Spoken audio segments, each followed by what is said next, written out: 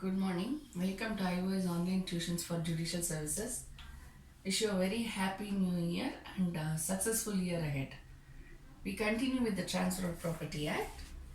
We have completed till section 45 yesterday. Okay, so today we'll be continuing with section 46. Section 46 talks about transfer for consideration by persons having distinct interests.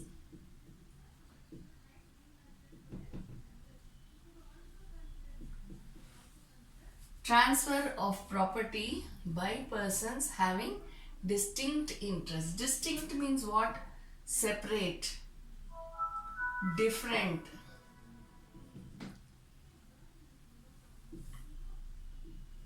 They have separate interests. They have different interests.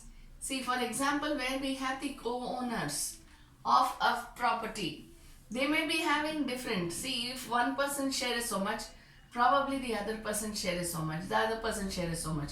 So we cannot say they will be having the same shares. Even though they have the distinct shares, they can transfer the property. Upon such transfer, the respective shares, the respective interest shall devolve on the purchase. Okay, even though the interests are distinct, they are separate, they are different from one another. The purchaser who the transferee who gets the property shall have the respective interest in the property. We go to section 47, transfer by co-owners of share in common property.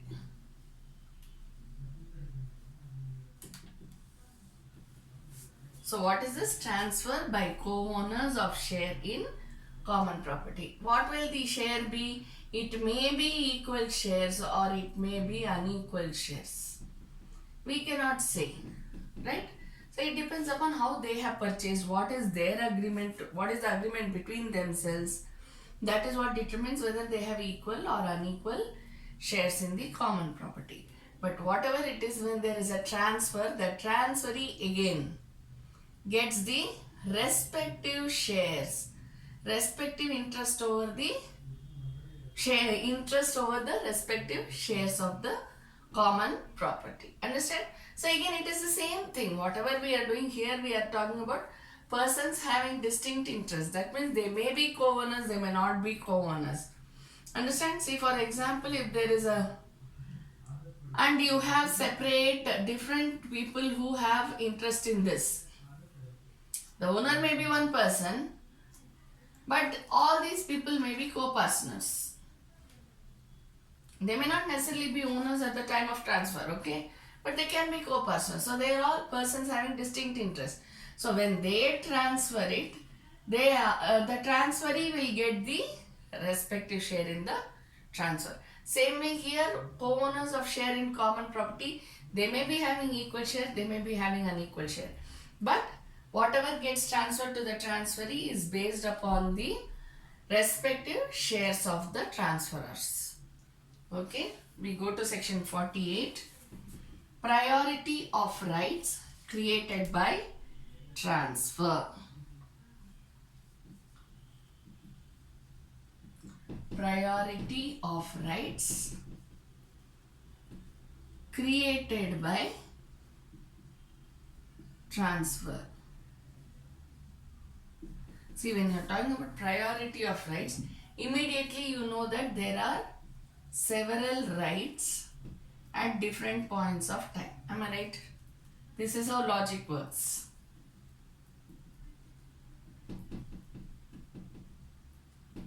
Priority of rights created by transfer. So what are, there are several rights which have different points of time. So the right starts, the right accrues at a different point of time. So that is what we say priority of rights. So if one particular right, say for example, the ownership is the first one which emerges upon transfer. We know this, right? Then comes the possession. I am just giving you a general example. Okay, and then you have the right to improvement and all these things. Improvement of the scheduled property, building it, demolishing it, constructing it, whatever it is comes later. So priority of rights, maybe after that, once he gets the ownership, he'll have the right to resell also. If he does not get the resell, then he can come in possession, whatever it is, You cannot say it comes one at this point of time, this point of time. It is not very clearly mentioned. Even if it is clearly mentioned, say for example, if there is a will. Okay, in will you have lot of options. That's why I keep giving the example of will. In will what happens? First the person gets the ownership. Okay, then he may have to fulfill certain conditions. Yesterday we were doing all these things. Conditions. He may have to. Like example which I told you yesterday was, once he gets the ownership, he should give 25 lakhs and then he will get the ownership of the property. Right? Or once he gets the ownership of the property, he'll have to give 25 lakhs to his sister. Okay?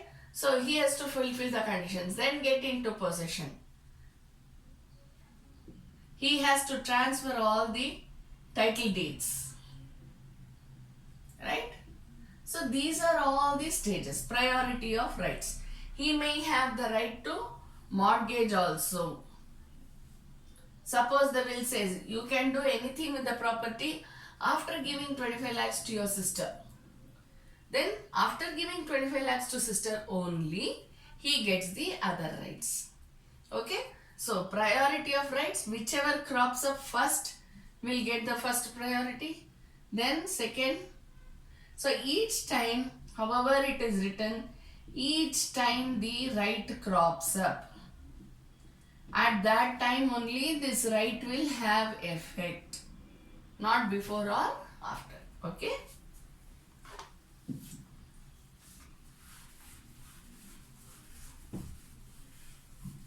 See, once a right occurs, then accrues, then there is no saying that he doesn't have the right at all.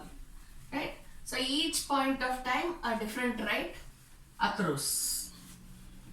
See, for example, I'll just tell you one more this thing. A person gets ownership and then he gives it out on rent after a few years. So till then he has had the ownership rights. But once he lets it out on rent, he gets the rights to collect rents from other person. Right? Collect advance amount from the other person. Enter into a rental agreement with the other person. You understand? So these are all the rights which may accrue. Then we will go to the next one. 49. Transferee's right under policy.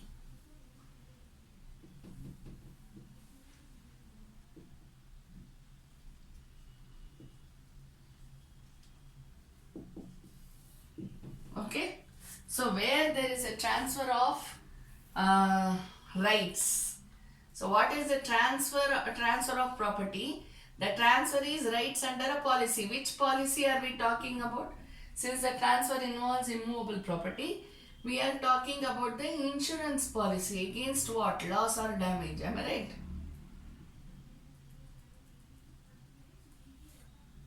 Okay. So here we are talking about the transferee's right under policy. What is the policy? It is the insurance policy against loss or damage to the immovable property. Clear? So when we are talking about this, what is the transferee's right? Transferee has the right to require the transferor to give him the money which he gets from the insurance policy against loss or damage. See, if the policy is not yet transferred in the transferee's name. Transferor has transferred the property, but he has not yet transferred the policy in the transferee's name. Then if the transferor gets any amount for the loss or damage which the transferee has accrued on the house which he purchased, house or any property that he has purchased, then the transferee has the right to require the transferor to make good the loss or damage. Whatever he received from insurance policy, the transferor should give it to the transferee. Understand? This is what this section speaks about. Next we go to section 50. Rent bona fide collected, paid to holder under defective title.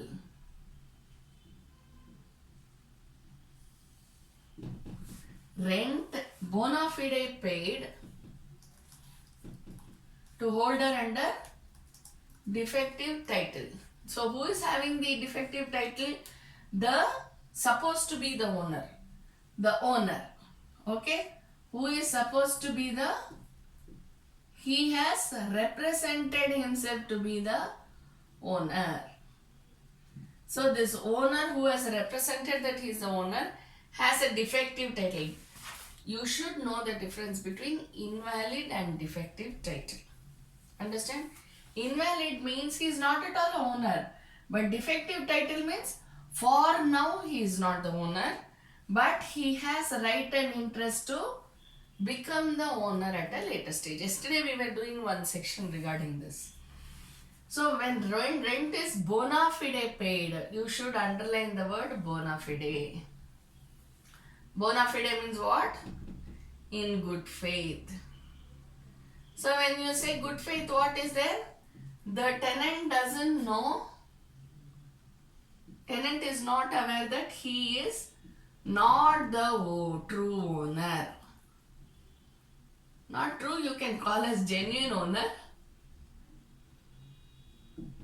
Okay? So the tenant is not aware that the owner has a defective title. Therefore, he is not a genuine owner. But since he doesn't know about it, he believes the representation made by the owner and he gives the rents in a bona fide manner to the owner. Okay? So this you should keep in mind, because when we file a case for mesne profits, this helps. Right? So this is what it is about. In that case, what will happen? The actual owner can require the money to be refunded by the person under defective title. Okay?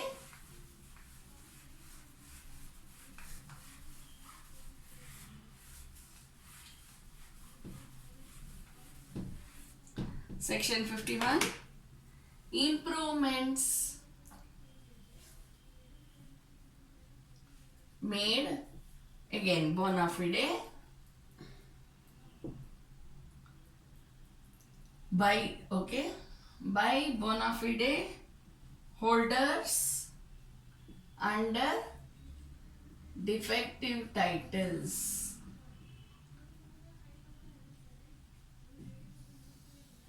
Improvements made by bona fide holders under defective title. Now here earlier, the previous section, what did we see? The tenant was in a bona fide manner. But here we are seeing that the defective title, they themselves are bona fide. That means what? They are doing the improvements in good faith. Okay, even though they are under defective title, they think that they should do improvements to the land or the building or whatever it is, immovable property. Therefore, they do the improvements. When they do the improvements in good faith, they are entitled to the cost which they have incurred while doing the improvement. So, they are entitled to the cost which they have incurred while doing the improvements to the immovable property. Why so? It is because they have done it in a bona fide manner. Say for example, a son makes improvements to his father's immovable property, thinking that he is going to succeed the father. But the father has other plans, he doesn't know. So what does the son do? Anyway, I am going to get the house. Let me make all the improvements to the house. And he does it. So what here? Improvements made by bona fide holders under defective. Here why he is on defective title? Because he is yet not the owner, but he believes that he is the owner. Anyway, being the father's son, he will, the property will devolve on him. Okay. Section 52. Transfer of property pending suit relating thereto. You know this very well, am I right? What is it known as? Pendentalite. Lis pendens. We know this very well. So I don't think you need an explanation, but still, let me tell you what it is. Transfer of property pending suit relating thereto. If there is a suit which is relating to the immovable property, then it comes under pendentalite or lis pendens. Therefore, it cannot be transferred. Understand?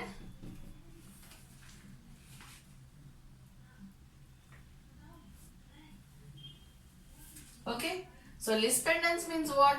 From the date of institution of transfer up to the date of judgment. This is common knowledge. I am just telling you because it is there in the section. That's all. Okay. So, up to the date of judgment, it is known as lis pendens. So, from the date of institution of suit, nobody can transfer the property. Understand? So, this is what section 52 speaks about. Section 53 speaks about fraudulent transfer. Okay. Fraudulent transfer means what? The transfer has been undertaken in a fraudulent manner in order to cheat or defraud anyone else. Defraud the, usually it is a creditor, am I right? Creditor or any other person. Understand? So where the transfer has occurred in order to cheat or defraud the other person or in a fraudulent manner. I should not be speaking all these things on the video, but let me just tell you about Benami transactions. Right? Government has found out so many Benami transactions. Okay? And whenever we find something like this, then we know that it has been done in a fraudulent manner. So where there is a transfer which is fraudulent, then obviously it beats the scope of law. So what happens? It becomes a void transfer. Because of this, what will happen? The transferee has to be repaid the loss. Cost plus compensation. He will file for recovery or he will file a suit for specific performance. Whatever it is, provided the transferee is a bona fide transferee. This is very important. If he knows that the person is doing this to cheat or defraud, then he is not bona fide. Understand? So here, if the transfer is fraudulent in order to cheat the creditor or defraud the creditor or any other person, then this person may file a suit saying that, suit for injunction, am I right? Suit saying that such transfer should not take place. Okay. So we have many options for filing suits in this case, but when we say fraudulent transfer, it automatically becomes a void transfer. And the creditor or any other person who has the right title and interest can file a suit against the fraudulent transfer. Okay, then we go to 53A, I'm sorry. Part performance.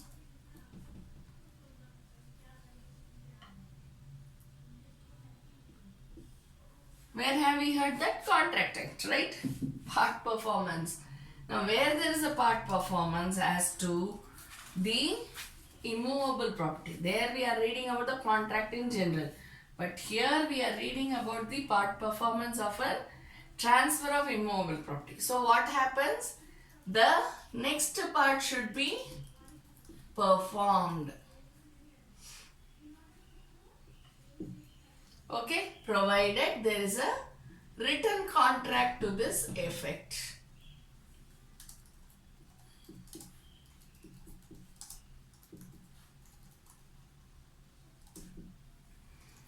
Okay, and the transferee has in part performance taken possession of the property or any part thereof.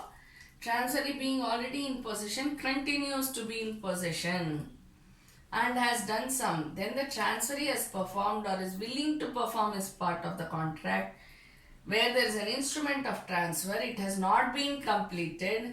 The transferor or any person claiming under him shall be debarred from enforcing against the transferee or any other person or his agents. Okay. Now what does this part performance mean? It has written contract to this effect. One part of the contract has been performed. The next should be performed. By whom? By the transferor. Okay. When should it be performed? When there is a written contract or when the person has taken, the transferee has taken possession of the property and he has performed his part of the contract. See, the part performance deals with transferor and transferee. Where the written contract says if transferee has paid the money, part amount, transferor should transfer the rights to him. Where if he comes in possession, then the transferor shall give the rights to the transferee. In that case, whatever is there in the written contract, it should be performed by the transferor. Understand? So, once the part performance is done by the transferee, the transferor must, should and perform his part of the contract. Understand? So, it can be either by way of amount which has to be given by the transferee to transferor or any possession which has to be given by the transferee to the transferor. Whatever is the contract to be written between them, that should be performed. And if it is part performed by the transferee, the transferor should and must perform the next part of his performance. Okay.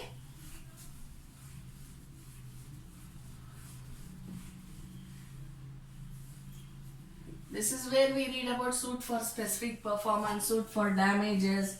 All these occur because of the section 53A of part performance. Okay, most often than not. That's what I mean, not always. But most often than not, this is how the specific performance or the damages, everything occurs. Okay, then we go to the next section, 54. Okay, we have the chapter 3. Chapter 3 of sale of immovable property.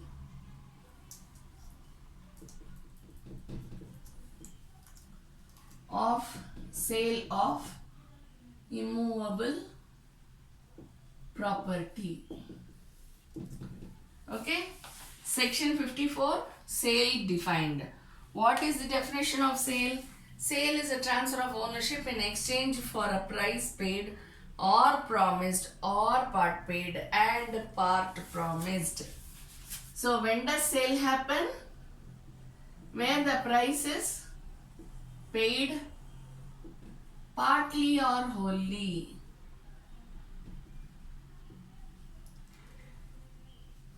If it is fully paid, then the transfer should occur immediately. If it is partly paid, the other part should have been promised to be paid. This is very important, okay? It seems very easy, but a little thought goes into this, okay? So the price paid partly it is paid. Suppose I quote rupees 30 lakhs for some property. The person says I can give only 15 lakhs. I can't give the other 15. And I don't have a contract also, okay? So what I do? I take this 15 lakhs from this person. But what I have told, it is 30 lakhs, so you pay me 15 now, 15 later. He says I can't pay any 15 later, this is all I can pay. I don't have a contract, he has nothing, we have absolutely nothing written in between us. So what happens, he gives the 15 lakhs to me and then he says come on, give me the property. What do I say? You have to give me another 15 lakhs. Then he say, I did not promise. I told you I can give you only 15 lakhs and you didn't reply. And as per contract, silence is not acceptance. Am I right? So, the other part, other part has to be promised. Understand? So one part is partly paid and the other part is promised to be paid. Only if it is promised to be paid, then sale can occur. Not otherwise. See, for example, if you take up some immovable property purchase, sale agreement shows a certain amount which has been transferred to the transferor. And it says that at the time of execution of the absolute sale deed, so much amount will be paid by the transferee, right? So there is a promise to pay. Therefore, the sale happens. Okay? Sale how made. Same section, sale how made. Such transfer in case of tangible, immovable property of the value of 100 rupees and upwards or otherwise in reversion or intangible thing can be made only by a negotiable instrument. So what does this mean? Sale is, how is the sale made? Anything which is more than a value of 100 rupees, in that it will only be to an amount of, it will be valid only if there is a negotiable instrument. Understand? That is why when we are talking about sale deeds or sale agreements, something like that, we give in currency also, we give in stamp paper. Stamp paper is the main thing. And then it has to be only by negotiable instrument. In case of tangible immovable property of value less than 100 rupees, such transfer may be either by a registered instrument or delivery of the property. Delivery of tangible immovable property takes place when the seller places the buyer or such person as he directs in possession of the property. Understand? So, sale how made? It is made by way of negotiable instrument. This is one way. One. What's the second one? By way of registration. What's the third one? By way of keeping in possession. These are the three ways in which sale is made. That is what we read here. Tangible movable property, intangible movable property. Okay, then we go to contract for sale. What is a contract for sale? The sale deed. The sale deed itself is a contract for sale. Contract of sale.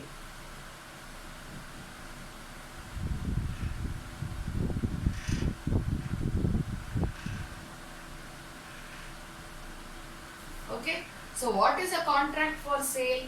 The contract for sale takes place on terms settled between the parties. It does not of itself create any interest or charge in such property. That's why I told you contract for sale means sale agreement. Sale deed gives you the example for contract of sale. What's the difference here? Certain rights are accrued. Certain rights. The transferee gets certain rights, but he doesn't get the ownership. It is a contract which is intended for future sale.